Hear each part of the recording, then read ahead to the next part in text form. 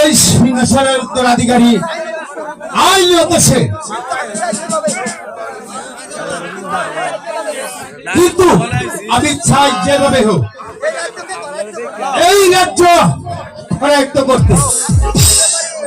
আপনি কি এ ব্যাপারে কিছু সাহায্য করতে পারেন দাদা?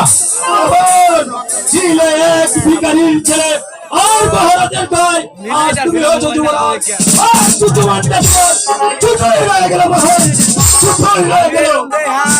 দাদা, আমি তো আপনার কাছে কোনো উপদেশ চাইনি দাদা,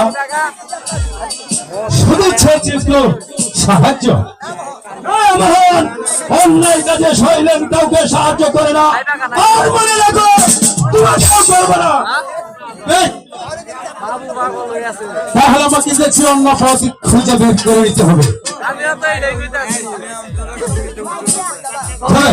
এই যে মনে রাখবেন দাদা, আপনি এই ব্যাপারে আমাকে সাহায্য না করলেও মহান প্রকল্পে বিস্ফোরণ হবে না।